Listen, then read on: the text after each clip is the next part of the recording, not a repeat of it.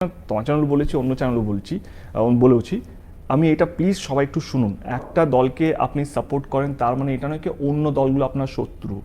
আর এইটাও সত্যি কি আমি আর মিঠুনদা যখন একসঙ্গে বসে বাবা ছেলের মতন থাকতে পারি, যেটা তুমি খুব শুরুতে ভালো ইন্ট্রোডাকশন দিয়েছিলে, আমি শুধু আমাদের দর্শকদেরকে বলে রাখতে চাই কি বিশ্বাস করুন ওপরে সবাই খুব ভালো আছে।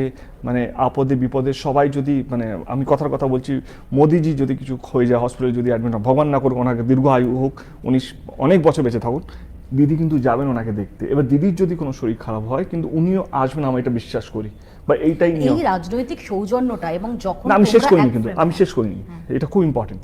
এবার আমার বক্তব্য হচ্ছে এই যে গ্রাম লেভেলে কর্মী লেভেলে যে এই যে শত্রুতার যে ব্যাপার বিষটা বছরকে পর বছর বয়ে বয়ে যাচ্ছে, মানুষ একটা পতাকা নিয়েছে, অন্য পতাকা যায় তাকে মারবে, তাকে এ করবে, তাকে, আমার এইটাই বলা উচিত, বোঝানো উচিত কি যেই একটা গ্রামে যদি 10 জন এইটা করে 10 জন এটা করে, প্লিজ আপনারা বন্ধুত্বকে রাখুন, কারণ উপরে সবাই ভালো আছে, আপনারাই মরছেন, আপনারাই লড়ছেন, আপনাদেরই ক্ষতি হচ্ছে।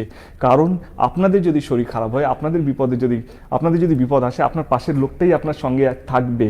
আমি হয়তো অত তাড়াতাড়ি ছুটে পৌঁছতে পারবো না, বা আপনার দলে কোনো নেতা কোনো কর্মী আপনাদের কাছে অত তাড়াতাড়ি ছুটে পৌঁছতে পারবে না, কিন্তু আপনার ওই পাশের বাড়ির লোকটা, সে হয়তো অন্য দল করে কিন্তু সেই আপনার পাশে থাকবে, সে আপনার সে আপনাকে সৌজন্যবোধটা বা ভালো রাখার চেষ্টা করবে। তো প্লিজ এই যে ভাগ করা রাজনীতিটা বছরকে পর বছর চলছে, আমার উদ্দেশ্য, আমার মনে হয় মিঠুনদার একই উদ্দেশ্য, কে গ্রাউন্ড লেভেলে, গ্রাসরুট লেভেলে যেন মানুষ যেন ভালো থাকে। আমি যদি টিএমসি করি, মিঠুনদা যদি বিজেপি করে, আমরা যদি ভালো থাকতে পারি, আমাদের যদি কোনো দ্বন্দ্ব না থাকতে পারে, আমরা তো ভালোভাবে শুটিং করছি, ভালোভাবে প্রচার করছি, তো আপনারা কেন